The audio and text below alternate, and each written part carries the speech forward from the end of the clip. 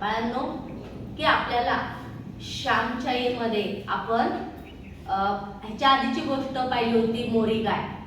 म्हणजे भगवंताने प्रत्येक जीवजंतूला एक समान स्थान दिलेलं आहे, महत्त्व दिलेलं आहे आणि आपण त्याप्रमाणे वागून आपल्या संस्कारांची जोपासना, संस्कृतीची जोपासना करून आपण काय करायचं आहे, तसं वागण्याचा प्रयत्न करायचा आहे. म्हणजे जसं आपण मोरीगाईमध्ये पाहिलं, मुके प्राणी जरी असेल तर त्यांच्याकडे भाव असतो, त्यांना प्रेम समजतं, त्यांना व्यक्तही करता येतं. आपण मात्र त्यांची तशी काळजी घेतली पाहिजे. आज आपण आपल्या ह्या श्यामच्याईमध्ये ही रात्र 10वी आणि भाग 11वा पाहणार आहोत. आजच्या आपल्या गोष्टीचं नाव आहे पर्णकुटी. मला पण नेरे भाऊ गोष्ट ऐकायला, रोज रोज तू जातोस, आई सांग ग भाऊला मला घेऊन जायला. वच्ची भाऊच्या पाठीस लागली होती. तेथे पेंगायला लागशील, तू कशाला येतेस तेथे? भाऊ म्हणाला, ने रे तिला सुद्धा, तीही ऐकेल. चांगले असेल ते साऱ्यांनी ऐकावे. मी सुद्धा आले असते, पण हे घरातले आवरता आवरता रात्र होते. भाऊची आई म्हणाली. म्हणजे गोष्ट ऐकण्यासाठी आतापर्यंत 9 गोष्टी झाल्या होत्या, 9 रात्री झाल्या होत्या. त्यामुळे श्यामचा असणारा मित्र भाऊ, त्याची बहीण त्याच्या पाठीमागे लागली की मला सुद्धा नाही गोष्ट ऐकायला, तूच एकटा एकटा काय रोज गोष्ट ऐकतोस, मलाही घेऊन जा. त्यावेळेस भाऊ म्हणाला, नको, एक तर रात्रीची वेळ आहे, आपलं जेवण झालेले आणि मी जर तुला घेऊन गेलो तर तू तर पेंगशील, झोपायला लागशील. त्यावेळेस भाऊची आई किती छान सांगते बा. भाऊची आई काय म्हणते, चांगले असेल ते साऱ्यांनी ऐकावे. जे जे आपल्याला ऐकण्यासारखं आहे, जे चांगलं आहे ते सगळ्यांनी ऐकावं. जे आपल्याला चांगलं माहिती आहे ते आपण इतरांना सुद्धा सांगावं. पुढे पहा, शेजारची भीमी जाते, ती हंशी जाते, हरलीलाही तिचा भाऊ नेतो. तू नाहीस का रे माझा भाऊ? वच्ची केविलवाणे होऊन आपल्या भाऊच्या हृदयाला पाझर फोडीत होती. म्हणजे प्रत्येक बहीण भावाचं नातं किती घट्ट असतं, बहीण भावाचं नातं किती प्रेमाचं असतं, ह्या गोष्टीच्या सुरुवातीला सांगितलेलं आहे. म्हणजे आपल्याला असं वाटतं की दादा माझ्याशी भांडतो, दीदी माझ्याशी भांडते, पण ह्या भांडणामध्ये त्या छोट्या छोट्या गोष्टीमध्ये सुद्धा एक प्रेम लपलेलं असतं. म्हणून बहिणीनं भावाची, भावानं बहिणीची, भाऊ असेल तर छोट्या भावाची, भावानं भावाची, बहिणीनं बहिणीची काळजी घ्यायला शिकलं पाहिजे. जेवढा आपण हक्क दाखवतो ना, त्यापेक्षा कितीतरी जास्त पटीने आपण प्रेम करायला शिकलं पाहिजे. आपल्या भावाची आपण काळजी घ्यायला शिकलं पाहिजे. कारण त्यांनी काय सांगितलं, पाती कशी म्हणते, तो त्याचा भाऊ घेऊन जातो, त्याची बहीण घेऊन जाते, तू नाहीस करे माझा भाऊ. म्हणजे आपल्या मोठ्या भावाला कसं लाडीगोडी लावून ती मागे लागते, एक प्रेमाचंच प्रतीक आहे, हक्काच्या प्रेमाचं प्रतीक आहे.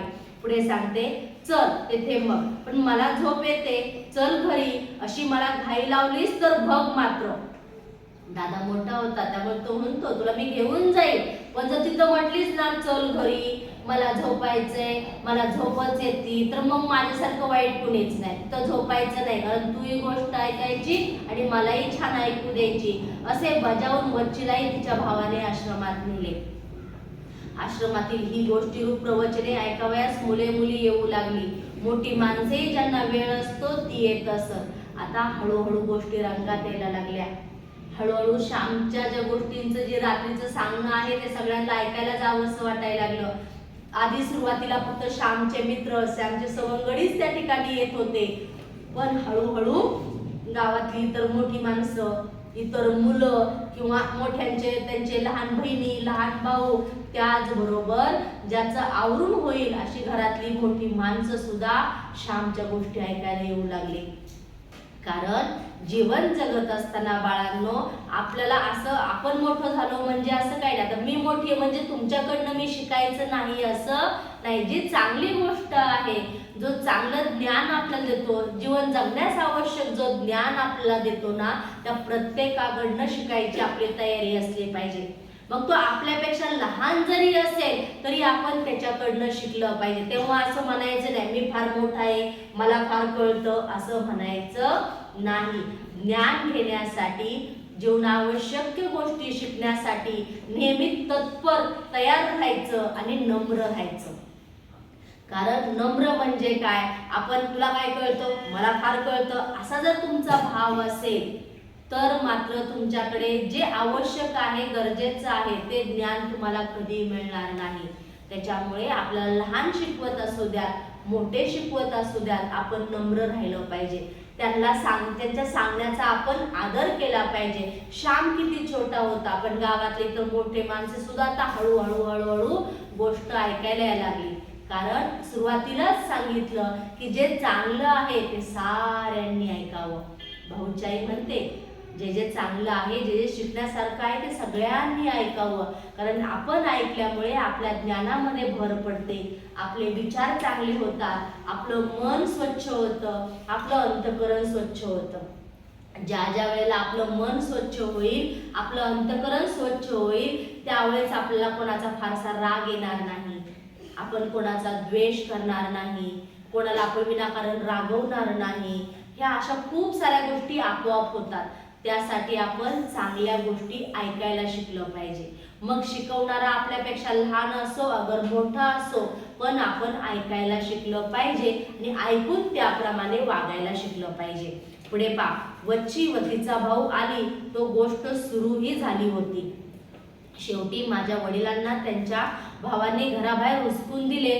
भाऊबंदकी या भारतवर्षात भाऊबंदकी फार कौरव पांडवांच्या वेळेपासून आहे ती अजून आहे.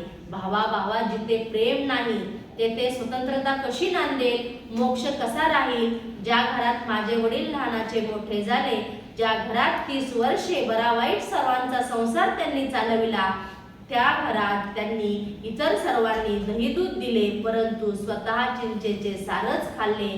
ज्या घरात राहून त्यांनी भाऊ बहिणींची लग्ने केली, त्यांच्या हौशी पुरविल्या, त्या घरातून त्यांना बाहेर जाण्यास सांगण्यात आले.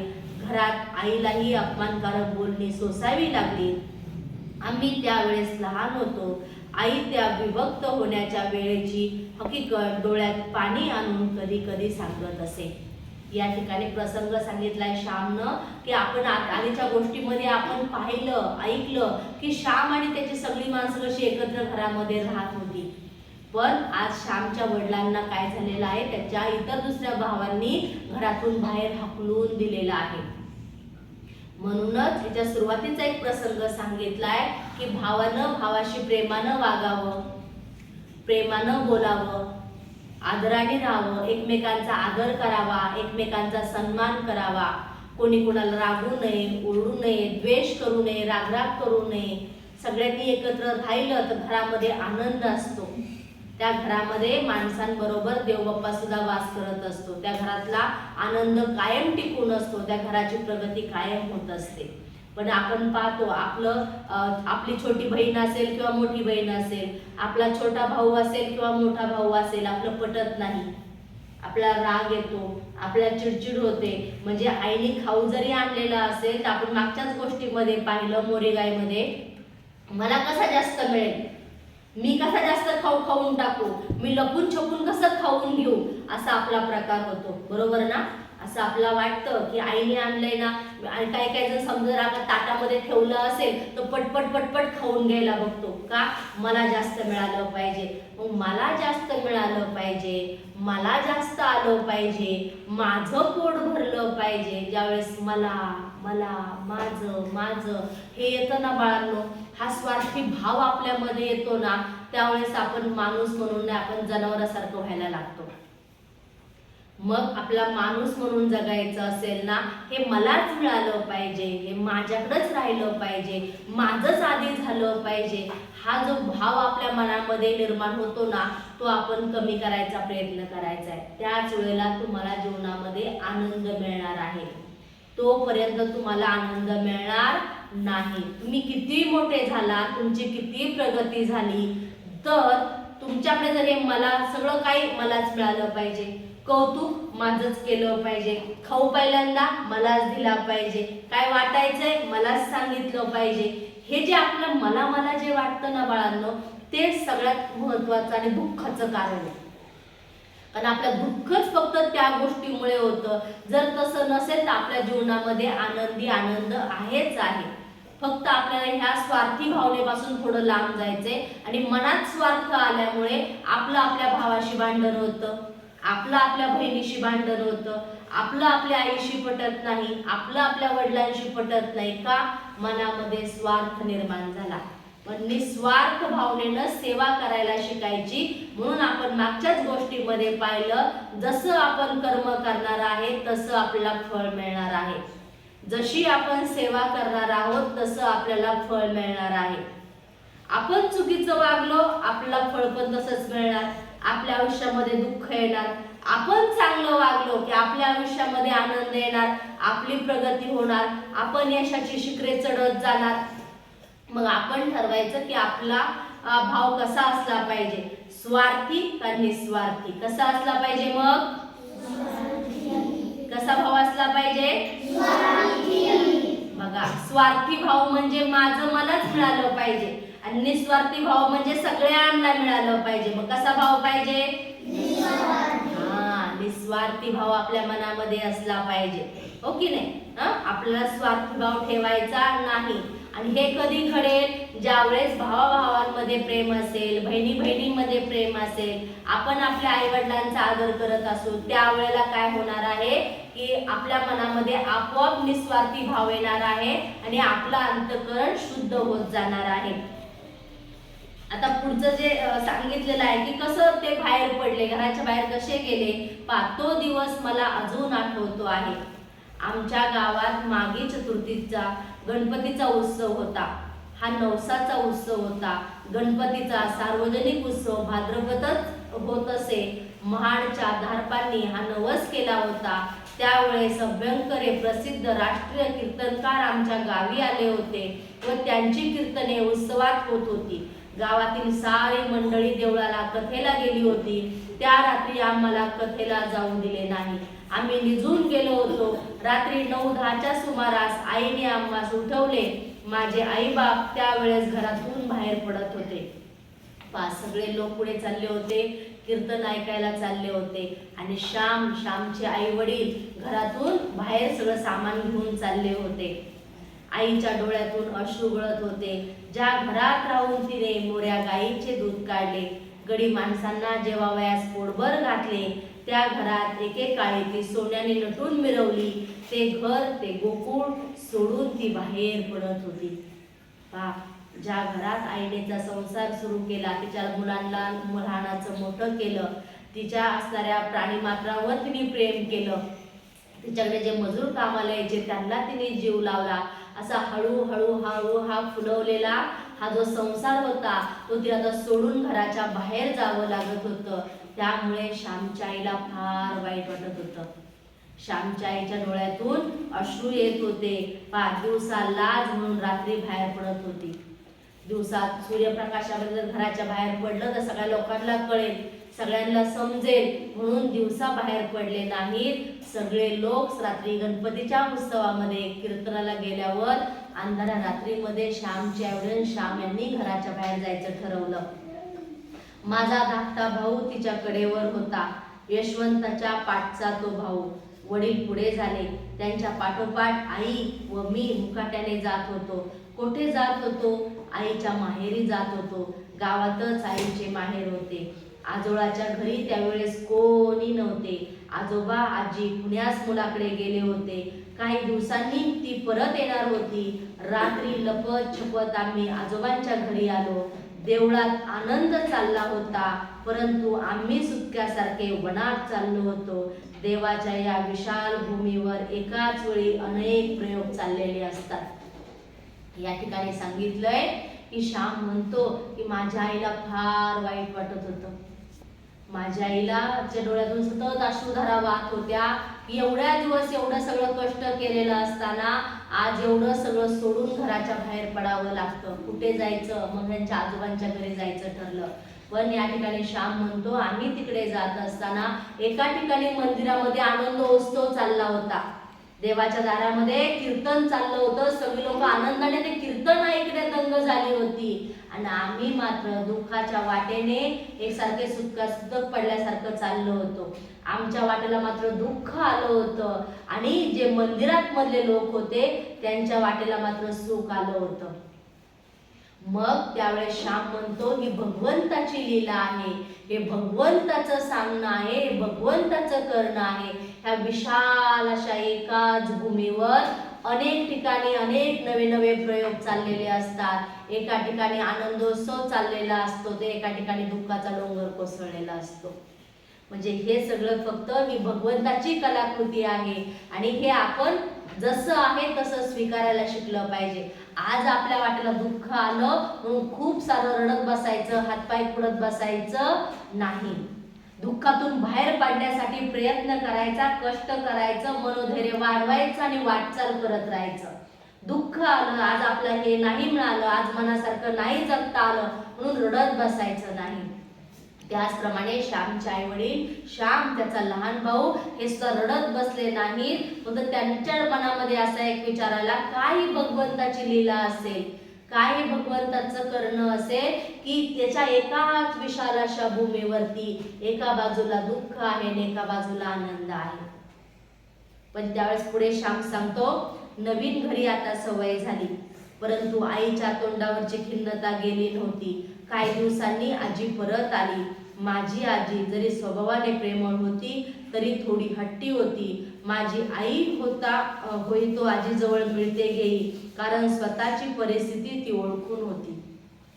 आईच्या मनात माहेर राहणे फार खाई, तिला अपमान वाटे. नवऱ्यासह माहेरी राहणे त्याहून मरण बरे असे तिला होई. तिचा स्वभाव फार मानी होता. एक दिवस आजी व आजोबा देवळात पुराण ऐकावयास गेले होते. ओटीवर वडील जमा खर्च लिहित होते. आई ओटीवर गेली व म्हणाली, माझ्याच्याने येते अत पार राहत नाही. मी जगावे असे जर तुम्हाला वाटत असेल तर स्वतंत्र घर बांधा, जे ते खाणे पिणे म्हणजे जीवावर येते. श्यामची आई म्हणते की आपण माहेरात असं किती दिवस राहायचं, आईच्या जवळ असं किती दिवस राहायचं. लग्न झालेल्या स्त्रीनं, जिचं लग्न झालेल्या अशा मुलीनं की आपल्या संसारी राहावं, आपल्या सासरी राहावं, तिथं आनंदाने जगता येतं, मानासन्मानाने वावरता येतं. पण माहेरामध्ये असं कायमचं राहणं श्यामच्या आईला पटेना, रुचेना, कारण ती मानी होती, स्वाभिमानी होती. तिला तिच्या कष्टाचं जीवन जगायला आवडत होतं, पण कुणाच्या उपकारांचं ओझं मात्र आईला आवडत नव्हतं. म्हणून ती श्यामच्या वडिलांना श्यामची आई म्हणते, अहो आपण आपले घर बांधूया का, इथे आता मला राहवत नाही, इथे मला जेवण सुद्धा जात नाही. तुम्हाला जर मी जगावंसं वाटत असेल तर मात्र तुम्ही मला इथून घेऊन चला. आपल्याला जर एखादी फुकट पेन्सिल मिळाली की आपण लगेच ठेवून घेतो, बरोबर ना. त्यावेळेस आपल्या मनामध्ये असा जागा होत नाही आपला स्वाभिमान, अरे ही तर माझी नाही, मी घ्यायला नको. आपल्याला असं वाटतं अजून दुसरी सापडली तर बरं होईल, आहे की नाही. मग मला 3-3 पेन्सिली होती. म्हणजे आपल्या मनाचा असा भाव तयार. आताच आपण ऐकलं की स्वार्थी भाव आपल्या मनामध्ये तयार होतो. दुसऱ्याचं आहे त्यालाही आपण आपलं म्हणायला जातो. पण श्यामची आई आणि श्यामच्या आईचे संस्कार तसे नव्हते, विचार तसे नव्हते. जे दुसऱ्याचं आहे ना ते दुसऱ्याचंच आहे, त्याच्यामध्ये आपण आपला हक्क दाखवायचा नाही, तिथे आपण आपला आनंद व्यक्त करायचा नाही. आपलं किती कष्टाचं असू द्या, 2 वेळेला नाही नीट अन्न मिळालं तरी चालेल, पण आपण आपल्याच घरी राहायला पाहिजे, आपण आपल्या घरी कष्ट केलं पाहिजे, आपल्याच दारामध्ये आपण जेवण केलं पाहिजे, असा मानी स्वभाव श्यामच्या आईचा होता. वडील म्हणाले, अगं आपण आपलेच भात खातो ना, फक्त इथे राहतो, घर बांधणे म्हणजे थट्टा आहे. तुम्हा बायकांना सांगायला काय, पुरुषांच्या अडचणी तुम्हाला काय माहित. आई एकदम संतापून म्हणाली, तुम्हा पुरुषांना स्वाभिमानच नाही मुळे. आई म्हणते की जरी आपण पिकवलेलं अन्न खात असलो तरी आपण दुसऱ्याच्या घरात राहत आहोत आणि दुसऱ्याच्या घरात राहणं हे आपल्या स्वाभिमानाला शोभा देणारं नाही. आपण आपल्याच घरात राहायला जायला पाहिजे. माझे वडील शांतपणे परंतु खिन्नपणे म्हणाले, आम्हाला स्वाभिमानच नाही, आम्ही माणसे नाही जणू. दरिद्री माणसाचा सारी दुनिया अपमान करते, मग बायको का करणार नाही. कर, तूही अपमान कर, तूही वाटेल तसे बोल. श्यामचे वडील म्हणतात, तुला असं वाटतं का की मला स्वाभिमान नाही? तुला असं वाटतं का की मला माझं घर व्हावं असं वाटत नाही?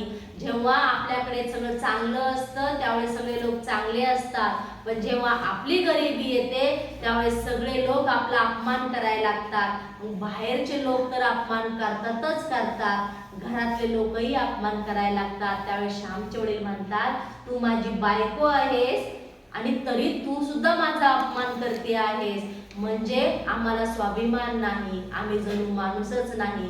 ज्यांनी यावं त्यांनी आमचा अपमान करून जावं. वडिलांचे शब्द ऐकून आईला रडू आले. तुमचा अपमान करायचा माझा हेतू नव्हता हो, उगाच काहीतरी मनास लावून घ्यायचे, पण मला येथे खरेच राहावेसे वाटत नाही. आई सांगते नम्रपणे की अहो, तुमचा अपमान करून मला काय मिळणार आहे, आणि मी माझ्याच माणसाचा अपमान कसा करायचा?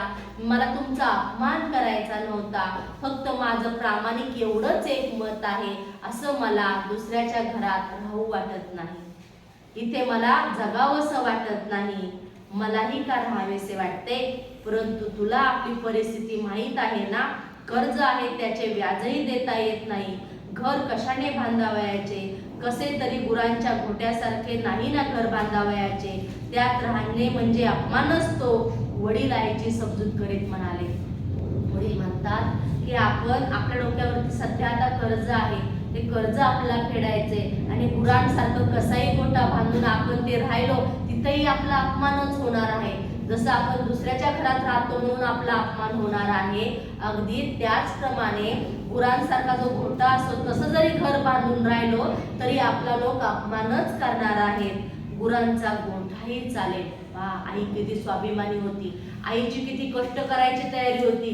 कुठलीही परिस्थिती आली तरी चालेल, पण माघार घ्यायची नाही, हार मानायची नाही, स्वाभिमान सोडायचा नाही, लाचारी पत्करायची नाही. म्हणजे खरंच श्यामच्या आईकडनं हे शिकण्यासारखं आहे की आपल्याकडे नाही म्हणून दुसऱ्याची लाचारी पत्करायची असा स्वभाव श्यामच्या आईचा नाही. श्यामची आई सांगते, मला गोट्यात राहायची वेळ आली तरी चालेल, पण मी तिथे आनंदाने राहील, पण मला दुसऱ्याच्या घरात राहायचं नाही. परंतु तो स्वतंत्र असला, आपला असला म्हणजे झाले. अगदी साधी गवतारू झोपडी बांधा, तेथे राहण्यात मला अपमान वाटणार नाही, परंतु माहेरच्या माणसांकडे येऊन राहणे नको. माझ्या भावांच्या बायका उद्या आल्या तर त्याही एखाद्या वेळेस अपमान करतील, आधीच येथून जावे. मोठ्या कौलारू घरात राहण्यापेक्षा पानांची झोपडी बरी. अशी झोपडी बांधाव्यास फार खर्च नाही येणार. या माझ्या हातातील पाटल्या घ्या, या पुरल्या नाहीत तर नथही विका. नथ नसली, पाटली नसली तरी अडत नाही, कोणाकडे मला जावयाचे नाही. आपली स्वतंत्रता हीच आपली शोभा. कपाळाला कुंकू व गळ्यात मंगळसूत्र एवढे मला पुष्कळ झाले. स्वतंत्रता गमावून ही नथ व ह्या पाटल्या कशाला, असे म्हणून माझ्या आईने खरेच नथ व पाटल्या वडिलांच्या पुढे ठेवल्या. म्हणजे आई इतकी स्वाभिमानी होती. आईने सांगितलं की मला असं माहेरात राहायचं नाही, दुसऱ्याच्या घरात मला असं राहायचं नाही, मला तुम्ही साध्या पानांची झोपडी बांधा, तिथे सुद्धा मी राहील. त्यावेळेस आई म्हणते, आईच्या अंगावर दागिने होते, नाकामध्ये नथ होती, हातामध्ये बांगड्या होत्या. आई सांगते, ही नथ मोडा, ह्या बांगड्या विका, पण मला मात्र झोपडीसारखं होईना, घोट्यासारखं होईना, स्वतःचं घर बांधून द्या. कारण ह्या पाटल्या घेऊन मला कुठे जायचं नाही, ह्या नथ घेऊन मला कुठे मिरवायचं नाही. ह्या सोन्यापेक्षा, ह्या दागिन्यापेक्षा मला माझ्या कुटुंबाचं स्वतंत्र आयुष्य मला पाहिजे. तिथं कोणी कोणाचा अपमान करणार नाही, दुसरं कोणी येऊन मला बोल लावणार नाही, म्हणजे माझ्या मुलाबाळांना कोणी उडबस म्हणणार नाही, त्यांचा कोणी अपमान करणार नाही. म्हणून पाटल्या सोन्या दागिन्यांपेक्षा मला माझं हक्काचं घर हवं. म्हणजे बऱ्याचदा असं होतं की आपल्यालाही वाटतं असं आपल्याकडे गळ्यातलं असावं, असं आपल्याकडे कानातलं असावं, पण ते आपल्या स्वतःच्या कष्टाचं असावं, आणि वेळ प्रसंगी त्याचा त्याग जरी करायची वेळ आली तयारी आपली असावी. बाळांनो, हेच ही शिकवण आपल्या श्यामच्या आईच्या या गोष्टीतून मिळते. वडील स्तंभितच झाले. वडिलांना फार आश्चर्य वाटलं. असंही काही त्यांना ऐकायला मिळू शकतं, असंही काही त्यांना पाहायला मिळू शकतं, यावर त्यांचा विश्वास बसेना. तुला इतके दुःख होत असेल हे मला नव्हते माहीत. वडील प्रामाणिकपणे कबूल करतात की तुझ्या हातातल्या पाटल्या तू मोडायला तयार झालीस, तुझी नथ तू मोडायला तयार झाली, एवढं तुला दुःख मनापासून होतंय दुसऱ्याच्या घरात राहण्याचं, हे मात्र मला माहीत नव्हतं. मी लवकरच घराचे लहानसे घर बांधतो असे वडिलांनी आश्वासन दिले. माझी आई सांगते की स्वतंत्रता मिळवण्यासाठी दागदागिने फेकून दे. स्वातंत्र्याचा साज, स्वातंत्र्याचा शृंगार हा सर्वांना शोभदायक व मौल्यवान शृंगार होय. म्हणजे आपण आपल्या स्वाभिमानानं जगलं, आपण आपल्या कष्टानं जगलं तर बाळांनो की आपल्याला दुसरं काही मागावं लागत नाही, दुसरं काही घ्यावं लागत नाही. आणि सुंदर दिसण्यासाठी, नटण्यासाठी वेगळं असं काही करावं लागत नाही. कारण आपल्या कष्टाचं जे आहे, आपण कष्टाने जे मिळवलेलं आहे, प्रेमाने आपण जे कमवलेलं आहे, प्रामाणिकपणाने आपण जे कमवलेलं आहे, आपल्या संस्कृतीचं, संस्कारांचं जतन करून जे आपण कमवलेलं आहे, त्याचाच एवढा हे असतं की त्याच्यात आपण इतकं शोभून दिसतो. त्यासाठी वेगळं असं काही करण्याची गरज नाही. जशी लहान मुलं, तुम्ही सगळे लहान आहात, लहान मुलांना छान दिसण्यासाठी चेहऱ्यावर एक स्माइल आली ना, त्यांनी हसले ना तरी ते छान दिसतात, तरी ते गोड दिसतात. कुणालाही बाहेरच्या येणाऱ्या माणसाला त्यांच्याशी बोलावंसं वाटतं, त्यांना उचलून घ्यावंसं वाटतं, प्रेमाने त्यांचा पापा घ्यावासा वाटतो. कारण त्यांचा चेहऱ्यावरचा निरागस भाव हेच त्यांचं सौंदर्य असतं. त्यांना सौंदर्य वेगळं करण्यासाठी वेगळा छान ड्रेस घालावा, कानातलं, गळ्यातलं, नाकातलं घालावं आणि मग सौंदर्य वाढेल असं काही नाही. मग आपलं सौंदर्य टिकवण्यासाठी आपल्या मनाचा निर्मळपणा, प्रेमळपणा, दुसऱ्यासाठी झटण्याची वृत्ती, आपला प्रामाणिकपणा, ह्या सगळ्यामुळेच आपल्या ह्या देहाचं सौंदर्य उठून दिसतं. आणि आपलं मन आणि आपला चेहरा नेहमी आनंदी असला पाहिजे, हसरा असला पाहिजे. किती कष्ट येऊ द्या, किती यातना होऊ द्या, किती दुःख येऊ द्या, पण आपण मात्र हसत जगायला शिकलं पाहिजे. आपण आनंदी राहायला शिकलं पाहिजे. कारण येणाऱ्या गोष्टी जाणाऱ्या आहेत. श्यामच्या आई वडिलांकडे वैभव नव्हतं का? होतं. आता वैभव गेलं, गरिबी आली, दुःख आलं. तसं जसं वैभव गेलं तसे गरिबी जाईल, हे दुःखही जाईल, पुन्हा सारं वैभव मिळणार आहे. म्हणून आताच्या परिस्थितीमध्ये रडायचं नाही. एक लक्षात ठेवायचं, ये भी चला जाएगा, ये भी चला जाएगा. म्हणजे काय? जसं सुख गेलं तसं दुःखही निघून जाईल. सुखात आपण आनंदी राहिलो, दुःखातही आपण आनंदी राहायला शिकायचं, लढायला शिकायचं, हार मानायची नाही, रडायला शिकायचं नाही, लढायला शिकायचं. तेव्हा जसं सुख गेलं तसं दुःखही निघून जाईल आणि पुन्हा सुख आपल्या पायी लोळण घेते. म्हणून आपण कायम हसत राहिलं पाहिजे आणि आनंदी राहिलं पाहिजे. आमच्या वाटणीस आलेल्या लहानशा जागेवर झोपडी बांधावयास आरंभ झाला. मातीच्या भिंती होत्या, कच्च्या विटा, त्यास कोकणात मापे म्हणतात. विटाहून आकाराची मापे मोठी असतात. ह्या मापांच्या भिंती उभारल्या. घर गवताने शाकरले. घरातील जमीन तयार करण्यात आली. अक्षय तृतीयेच्या मुहूर्तावर नवीन घरात प्रवेश करण्याचे ठरले. आईला वाईट वाटत होते व आनंदही होत होता. शेजारी दिरांची मोठी मोठाली घरे, बंगले होते आणि आपले लहानसे गवतारू घर असे तिच्या मनात येईल. परंतु ती पुन्हा म्हणे, काही झाले तरी हे स्वतंत्र आहे, येथे मी मालकीण आहे, येथून मला कोणी उठ म्हणणार नाही. आई म्हणते, मला आनंद झाला होता की श्यामच्या वडिलांनी आपल्यासाठी स्वतःचं छोटं कवायना घर बांधलं होतं. पण ज्यावेळेस श्यामच्या चुलत्याकडं पाहिलं, त्यांचे मोठमोठे घरे होते, त्यांचे बंगले होते, त्यावेळेस असं वाटायचं की ते बंगल्यामध्ये राहतात आणि आपण झोपडीमध्ये राहतो. पण त्याच वेळेस श्यामची आई सांगते, पुढचा विचार तिच्या मनात यायचा, आपली झोपडी का असेना पण ती आपली आहे, आपली स्वतःची आहे. दुसऱ्याचा बंगला आपल्या काय कामाचा? बरोबर आहे की नाही? दुसऱ्याचं खूप मोठं घर आहे, ते आपल्या काय कामाचं? जसं आहे तसं आपल्या घरावर आपण प्रेम करावं, जशी आहे तशी आपल्या घरातल्या माणसांवर आपण प्रेम करावं, इतरांशी तुलना करू नये. कारण आपल्या घरातून आपण आपल्या घरामध्ये कसंही बसू शकतो, कसंही झोपू शकतो, कसंही उठू शकतो, तसं दुसऱ्याच्या घरामध्ये करता येतं का? दुसऱ्याच्या घरात नीट बसा, हलायचं नाही, डोलायचं नाही, काही बोलायचं नाही, काही सांगायचं नाही, काही आवाज करायचा नाही. आपल्या मन मोकळेपणाने जगता येतं का दुसऱ्याच्या घरामध्ये? म्हणजे दुसऱ्याचा खूप मोठा बंगला आहे, आपण त्या बंगल्यामध्ये गेलो, जसं आपण आपल्या घरामध्ये वावरतो मोकळेपणानं, तसं त्या घरामध्ये आपला वावरता येईल का? कसंही उठता येईल का? कसंही बसता येईल का? नाही. आपण गेलो की कुठेतरी एका जागेवर कोपऱ्यामध्ये बसून राहणार, त्यांनी दिलं तरच पाणी पिणार, त्यांनी दिलं तरच खाऊ खाणार. पण आपल्या घरी आपण असेल तर कधी आपण उठू, आपल्याला चहा बिस्किट खावंसं वाटलं चहा बिस्किट खाऊ, दूध बिस्किट खाऊ. कधी आपल्याला वाटलं की आईनं केलेलं भाजी भाकरी आपल्याला खायची, आपण उठून हाताने घेऊन भाजी भाकरी खाऊ. ते कोण म्हणेल का आपला तू का भाजी भाकरीला हात लावला रे, म्हणेल का? नाही.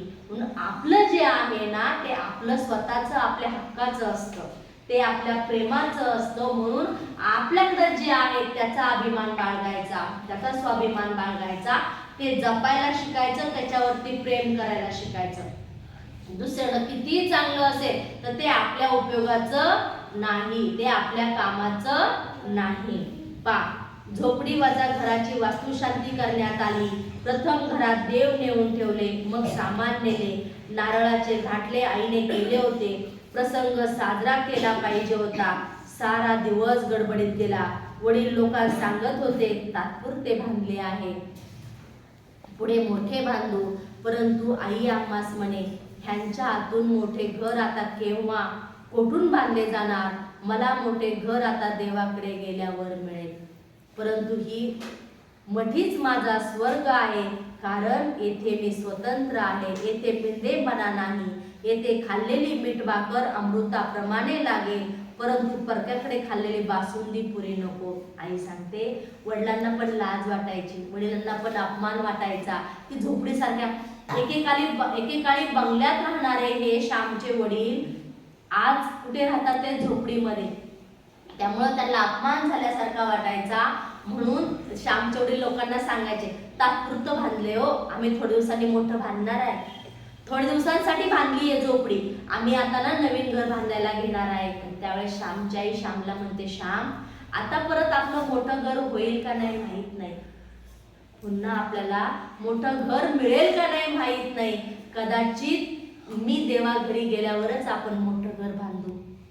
पण श्यामची आई म्हणते श्याम आपलं जरी छोटं घर असलं, ही झोपडी जरी असली, ती प्राणाहून प्रिय आहे मला. कारण माझ्या झोपडीमध्ये मला भाकरी बरोबर खायला भाजी नसेल, मी मीठ भाकरी जरी खाल्ली, मी चटणी भाकरी जरी खाल्ली तरी ती मला अमृतापेक्षाही गोड लागेल. पण दुसऱ्याच्या घरामध्ये मी बासुंदी पुरी खाल्ली तरी मला ती खावत नव्हती, ती मला विषाप्रमाणे लागत होती. म्हणजे स्वाभिमान किती पराकोटीचा असावा, प्रेम किती असावं, आपल्या स्वतःच्या स्वातंत्र्याचा किती विचार कर. स्वातंत्र्य म्हणजे काय की असं कुणाचा भिंडेपणा नाही स्वीकारायचा, कुणाची लाचारी नाही स्वीकारायची. आपल्या कष्टानं आपल्याकडे जे आहे ते कष्टानं स्वतःच्या कष्टानं मिळवण्याचा प्रयत्न करायचा. त्या दिवशी रात्री आम्ही अंगणात बसलो होतो. आकाशात तारे चमकत होते. चंद्र केव्हाच मावळला होता. आईला धन्यता वाटत होती. घर लहान होते परंतु घराच्या पुढे व मागे मोठे अंगण होते. ते अंगण हे जणू खरे घर. आई म्हणाली श्याम नवे घर तुला आवडले का? मी म्हटले हो छान आहे आपले घर. गरिबांची घरे अशीच असतात. आपल्या मथुरीचे घर असेच आहे. तिला आपले घर फार आवडेल. श्याम म्हणतो ज्यावेळेस मला आईने विचारलं श्याम तुला आवडले का आपले घर, त्यावेळेस श्याम म्हणतो हो हे आपलं आहे, आपल्या कष्टाचं आपल्या हक्काचं हे घर आहे, त्यामुळे मला हे घर फार आवडलं. पण पुढे श्याम सांगतो गरिबांची घरी असेच असतात. आपण मथुरीची गोष्ट पाहिली होती की मथुरी श्यामच्या आईच्या घरी काम करण्यासाठी होती. त्या मथुरीचे असं घर होतं. श्यामला लगेच आठवण झाली आई मथुरीचे घर असेच होतं ना ग. आज आपलं घर सुद्धा मथुरीच्या घरासारखंच आपण बांधलं आहे. आपलं घर मथुरीला फार आवडेल. माझे शब्द ऐकून आईला वाईट वाटलं. श्याम असं म्हटल्यामुळे आईच्या डोळ्यात पाणी आलं. आईला वाईट वाटलं. जी मथुरी आमच्याकडे कांडायला येईल तिच्या घरासारखे आपले घर नाही. आईला वाईट वाटले नाही. ती म्हणाली होय मथुरी गरीब आहे परंतु मनाने श्रीमंत आहे. बघा आजच्या गोष्टीतला सगळ्यात मोठी शिकवण मी पुन्हा वाचते. आई म्हणाली होय मथुरी गरीब आहे परंतु मनाने श्रीमंत आहे. आपणही या लहान घरात राहून मनाने मोठे होऊया, मनाने श्रीमंत होऊया. किती सुंदर वाक्य आहे आणि आपला शिकण्यासाठी जीवन जगण्यासाठी आवश्यक वाक्य आहे की आपण गरीब असलो तरी चालेल एखादी वस्तू आपल्याकडे नसेल तरी चालेल, आपल्याकडे कपडे कमी असतील चालेल, खायला कमी असेल चालेल, पण आपण मनाने श्रीमंत असलं पाहिजे. आपलं मन मोठं असलं पाहिजे. म्हणजे आपल्या मनामध्ये मनाने आपण याच्या आधी पण पाहिलं, मनाने श्रीमंत असायचं म्हणजे काय की आपल्या मनामध्ये सगळ्यांविषयी प्रेम असावं, कोणाविषयी राग नसावा, द्वेष नसावा, कोणाची आपण तुलना करू नये. आपण जर तुम्हाला रंगी ड्रेस घालून यायला सांगितलं तर पहा बरेच जण असं म्हणतात, त्यानं किती छान ड्रेस घातलाय, त्या दीदीनं कसा नवीन ड्रेस घातलाय, मला नाहीये नवीन ड्रेस घालायला, माझ्याकडे नाहीये घालायला. पण त्याच वेळेला ज्यावेळेस असं आपण नवीन ड्रेस घालायला सांगतो, ठीक आहे एखाद्याकडे नसेल, आपल्या वेळेस मागच्या वेळेस मला रंगीत ड्रेस घालायला लावलेले असताना सुद्धा आपल्या आरुषीनं तिचा नवीन ड्रेस आपल्या छोट्या दीदीला घालायला दिला होता. म्हणजे असा मनाचा मोठेपणा आपल्याकडे पाहिजे की आपल्या बरोबर तो आनंद त्यालाही मिळाला पाहिजे. तो गरीब आहे म्हणून त्याला हिनवायचं, त्याला चिडवायचं, त्याला आपल्यामध्ये घ्यायचं नाही असा भाव आपल्या मनामध्ये नाही ठेवायचा. श्यामच्या आईची सर्वात महत्वाची शिकवण आहे की आपण गरीब असलो तरी चालेल, पण आपण मनाने श्रीमंत व्हायचं. मनाने श्रीमंत व्हायचं म्हणजे आपल्या अंतःकरणामध्ये सगळ्यांविषयी प्रेम असावं, आपण सगळ्यांसोबत जावं, सगळ्यांना सोबत घेऊन आपण चालावं, कुणाचा द्वेष करू नये, कुणाची तुलना करू नये. त्याचं किती छान आहे, आम्हाला नाही. त्याच्याकडे पेन किती चांगला आहे, आमच्याकडे नाही. त्याच्याकडे पेन आहे, पेननी पण लिहायचंच काम करते, पेन्सिल पण लिहायचंच काम करते, फरक काय पडला. पण आपण पेन्सिल लिहितो म्हणून आपण कमीपणा बाळगायचा का नाही, आपण कमीपणा बाळगायचा नाही. हा कमीपणा बाळगला, तुलना करायला शिकलो, आपण स्वार्थी भाव मनामध्ये आणायला शिकलो की आपल्या इंद्रियांना चुकीचं वळण लागतं, आपल्या मनाला चुकीचं वळण लागतं, आपण चुकीच्या गोष्टी करायला जातो. त्याच्याकडं पेन आहे मग मी लपून घेऊ का, मी चोरून घेऊ का, तो बाहेर गेला मी पेन आणू का, मग आपलं मन या चुकीच्या गोष्टीकडे धाव घेतं. म्हणून आपण तुलना करायची नाही, द्वेष करायचा नाही, म्हणजे आपलं मन चुकीच्या गोष्टी कधीही करणार नाही. आपण सगळ्यांनी सुद्धा श्यामप्रमाणेच गरीब जरी असलो तरी आपण मनाने मोठं व्हायचंय, मनाने आपला श्रीमंत व्हायचंय. होय आपण मनाने श्रीमंत हो, खरेच हो. मी म्हटले इतक्यात आकाशातून एक तारा तुटला. जेव्हा हे सगळे अंगणात बसले होते, हे श्यामचं आणि श्यामच्या आईचं बोलणं चाललं होतं, त्यावेळेस आकाशातला एक तारा तुटला. आई एकदम गंभीर झाली. धाकटा भाऊ म्हणाला, आई केवढा ग तारा होता. आई गंभीरच होती. ती म्हणाली, श्याम तुझ्या आईच्या जीवनाचा तारा लवकरच तुटेल असे तर नाही ना तो सांगत. ते वरचे मोठे मोकळे सुंदर आकाश मला वर तर नाही ना बोलवत, मला थांबवण्यासाठी तर नाही ना आला तो तारा. आई सांगते, कारण आपण पाहिलं श्यामची आई आजारी असायची, श्यामच्या आईचं दुखणं चालू होतं, ती सतत आजारी असायची. श्यामच्या आईला उठता बसता पण येत नव्हतं, श्यामच्या आईचा आजार बळावला होता. आणि अशाच ह्याच्यामध्ये श्याम आणि श्यामची आई बोलताना आकाशातून तारा खाली पडतो. त्यावेळेला आई म्हणते, श्याम अरे तो पडलेला तारा म्हणजे तुझी आईच तर नसेल ना रे, तो तारा तुझ्या आईला सांगत तर नसेल ना की मी तुला घेऊन जायला आलोय, मी तुला लवकरच ह्या मोकळ्या निरभ्र आकाशामध्ये मी तुला घेऊन जाणार आहे, हे तर सांगत नसेल ना तो. मला बोलवण्यासाठी आला आहे का हा तारा. म्हणजे ह्या वेळेस आपल्या आईचं हे वाक्य ऐकताना श्यामची अवस्था काय झाली असेल. कारण आई सांगते, श्याम हा जो आकाशातून तुटून आलेला तारा आहे तुझ्या आईला बोलवण्यासाठी आला का रे, तुझ्या आईला घेऊन जाण्यासाठी आलाय का रे तो तारा. नाही हो आई. बघा श्यामचं किती प्रेम आहे त्याच्यावर. तो नाही हो आई, तो हे आपले घर स्वतंत्र घर पाहण्यासाठी आला आहे. म्हणजे मुलाने असावं तर श्याम सारखं असावं आणि आईने असावं तर श्यामच्या आईसारखे असावं. आई म्हणते, बाळा आता माझा देह थकला, आता मला कष्ट होत नाही, मला उठता येत नाही, मला बसता येत नाही, आणि अशा ह्याच्यातच आपण आपल्या स्वतंत्र घरामध्ये आला असताना तो तारा मला बोलवायला आलाय का रे, त्याच्या सोबत मला घेऊन जायला आलाय का रे. त्यावेळेस श्याम म्हणतो, श्याम नाही हो आई, तो तुला घ्यायला नाही आला हो, तू जे सुंदर घर बांधलंय ना, ते घर पाहण्यासाठी तो तारा आलाय. तुझ्यासाठी नाही आला, तुला नेण्यासाठी नाही आला, तुझं कष्ट पाहण्यासाठी, तुझा आनंद पाहण्यासाठी हा तारा जमिनीवरती आलाय ग आई. म्हणजे श्यामचं उत्तर कसं होतं, श्याम किती प्रेमळ होता. त्याला आपले साधे घर, हे स्वतंत्र घर स्वर्गापेक्षाही अधिक आवडले असेल. म्हणजे श्याम असं नाही म्हणाला की आपलं घर आपलं पानांचं आपलं घर आहे, झोपडीत आपल्याला राहायचं, असं श्याम म्हणाला नाही. श्याम म्हणतो, आई तो आकाशातला तारा आलाय ना, त्याला स्वर्गापेक्षाही आपलं साधं असू दे घर, पण त्याला आपलं घर आवडलं.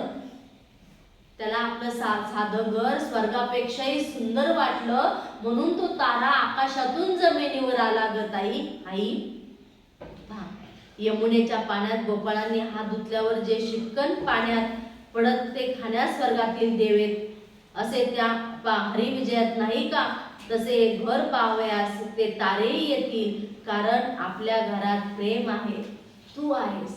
श्याम किती सुंदर सांगतो आई. तारा जो आलाय ना खाली, तो कशासाठी आलाय? यमुनेच्या पाण्यामध्ये जर हात धुतला तर त्या हाताचे जे शिटकण पडलेले असतात, ते शिटकण खाण्यासाठी स्वतः देव जमिनीवरती येतात. अगदी तसंच आई, आपल्या ह्या साध्या घरामध्ये सुद्धा तो तारा म्हणजे भगवंत आपल्या घरात आलाय, कारण आपलं घर सर्वात मोठं आहे. कशाने मोठं आहे? आपल्या घरात प्रेम आहे, म्हणून आपलं घर मोठं आहे. आणि सगळ्यात महत्वाचं श्याम म्हणतो, आई आपल्या घरात तू आहेस, म्हणून आपल्या घरात प्रेम आहे. आणि ज्या घरात तू आहेस ना, त्या घराला भेटण्यासाठी स्वतः भगवंत आपल्या साध्या घरामध्ये आलेला आहे. म्हणजे श्यामचं त्याच्या आईवर किती प्रेम आहे. माझ्या पाठीवरून वात्सल्याने भरलेला हात फिरवत आई म्हणाली, श्याम कोणी रे तुला असे बोलायला शिकविले? किती गोड व सुंदर बोलतोस. खरेच आपले साधे सुंदर घर ताऱ्यांनाही आवडेल, साऱ्यांना आवडेल. आईचे सुद्धा डोळे भरून येतात. आईला सुद्धा वाईट वाटतं. आई श्यामला म्हणते, श्याम एवढं चांगलं, एवढं गोड, एवढं सुंदर बोलायला, दुसऱ्याचं मन जपायला कुठे रे शिकलास एवढं सगळं? म्हणजे आईला वाटतं की आता आपलं बाळ छान झालंय. आई सांगते, श्याम खरंच आपलं घर सगळ्यांना आवडेल, अगदी ताऱ्यांना आवडेल, देवालाही आवडेल, कारण आपल्या घरामध्ये प्रेम आहे, आपल्या घरामध्ये आनंद आहे. ज्या घरामध्ये प्रेम असतं ते सगळ्यांना आवडतं. बाळांना घर साधं असू द्या, पण त्या घरामध्ये प्रेम पाहिजे. एकमेकांनी एकमेकांचा विचार केला पाहिजे, एकमेकांना समजून घेतलं पाहिजे आणि आनंदाने राहिलं पाहिजे. ती जागा छोटी असेल तरी चालेल, पण ती सगळ्यांना आवडते, सगळ्यांना तिथे जावंसं वाटतं. देवबाप्पालाही अशाच घरात यावंसं वाटतं. मग एखादा मोठा बंगला असेल, त्या घरामध्ये रोज शिव्या देणं चाललं असेल, एकमेकांना मारणं चाललं असेल, हाणामारी चालली असेल, आरडाओरडा चालला असेल, कोणी कोणाचा आदर करत नसेल, मग त्या घरात आपल्याला तरी जायला आवडेल का? आवडेल तुम्हाला त्या घरात जायला? नाही. पण ज्या घरामध्ये प्रेम आहे, ते घर सपराचं असू द्या, छोटं असू द्या, पण ज्या घरामध्ये प्रेम आहे त्या घरात जायला आपल्यालाही आवडतं, इतरांनाही आवडतं, अगदी देवबाप्पाला सुद्धा आवडतं. म्हणून श्यामची आई सांगते, हो रे श्याम, तू म्हणतोस त्याप्रमाणे आपलं हे साधं घर पाहण्यासाठी हा आकाशातून तारा आलाय आणि त्याला सुद्धा हे आपलं घर आवडेल, कारण आपल्या घरामध्ये प्रेम आहे, आपल्या घरामध्ये आपण एकमेकांची काळजी घेतो, म्हणून आपलं घर सगळ्यांना आवडेल. म्हणून आजच्या ह्या गोष्टीतून, पर्णकुटीतून आपण हे शिकायचंय की कसंही असेल, भाऊ भाऊ असेल, बहीण बहीण असेल, आई वडील असेल, सगळ्यांशी आपण प्रेमाने वागायचं, आनंदाने वागायचं. आपल्या घरातलं वातावरण आनंदी कसं राहील याचा आपण प्रयत्न करायचा आहे. तसं आपलं वागणं पाहिजे, तसं आपलं आचरण पाहिजे. आणि दुसरी सर्वात महत्त्वाची गोष्ट श्यामच्या आईनं सांगितलं तसं की आपल्याकडे गरिबी असेल तरी चालेल, पण आपल्याकडे मनाची श्रीमंती पाहिजे, मनाचा मोठेपणा पाहिजे आणि आपण श्याम सारखं बनायचं. ज्यावेळेस श्यामची आई श्यामपासून लांब जाण्याचा विचार श्यामला सांगते, त्यावेळेस श्याम किती समजूतदारपणे बोलतो, किती गोडपणे सांगतो की आईलाही वाईट वाटणार नाही, आईचंही मन दुखवलं जाणार नाही आणि आपलं घरही आपल्याला आनंदात ठेवता येईल. म्हणून आपल्या वागण्यामुळे, आपल्या बोलण्यामुळे, आपल्या विचारामुळे, आपल्या कृतीमुळे समोरच्याचं मन दुखवलं जाणार नाही याची प्रत्येकाने बाळांनो तुम्ही आणि मी काळजी घ्यायची. ज्यावेळेस आपल्या आनंदासाठी आपण समोरच्याचं मन दुखवतो ना, त्यावेळेस आपल्या पदरी दुःखच पडणार आहे.